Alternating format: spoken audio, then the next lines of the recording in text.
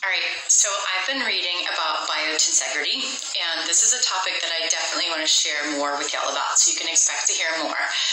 But today I want to talk about it relative to your SI joint.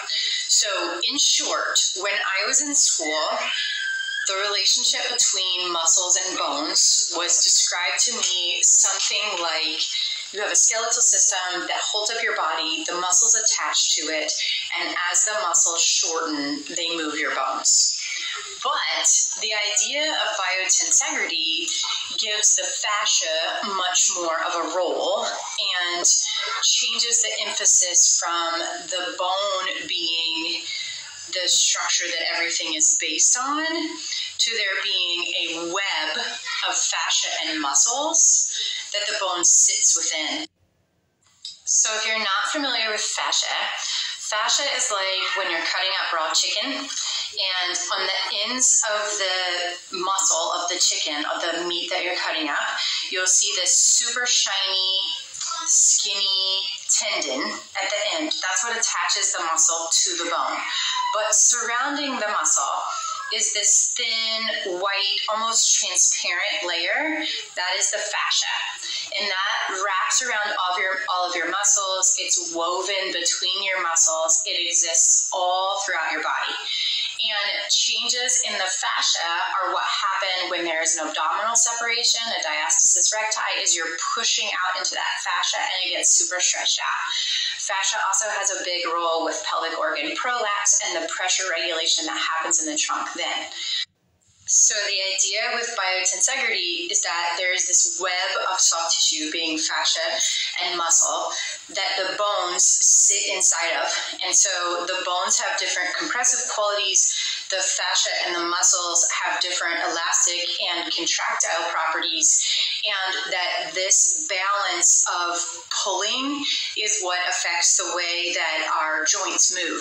So if we consider something like your pelvis that has a joint at the front where your pubic bones connect, and then the two SI joints at those dimples in the small of your back, and you imagine that the pelvis is nestled inside this web of soft tissue that's all the muscles and fascia surrounding it, then the balance of the pulling and the elastic properties of the fascia, the contractile properties of the muscles, is what creates the movement that happens around our pelvis. So when you have a habit or a strategy of movement that involves holding more tension in the muscles on one side of your pelvic floor, as an example, or tension in the muscles in the back of one hip, as an example, you can see how the tension that you hold there is going to change how this half of your pelvis functions relative to the other half of your pelvis that doesn't have the same tension surrounding it. Or if you have, better strength in one hip flexor and less strength in the other hip flexor, how that's going to give more pull on one side of your pelvis than on the other side of your pelvis, and that is going to change the relationship between the tailbone and the wings of the pelvis. And so that's what we have to find for each individual, because the imbalances aren't the same in everyone. So when it comes to the SI joint, you want to consider all of the muscles that are surrounding it that are moving any of these bones. So you're going to consider the pelvic floor muscles because they're attaching to the bottom of your pelvis. You're going to consider the muscles in the back of your hip, the muscles in the side of your hip, the muscles in the front of your hip, the muscles in your inner thigh, because all of these muscles can have an impact on the way the pelvis moves. And you want to know that there is relatively even mobility and relatively even strength so that the pelvis can function in a balanced way and that you're not creating undue stressors at any of the joints that exist in your pelvis.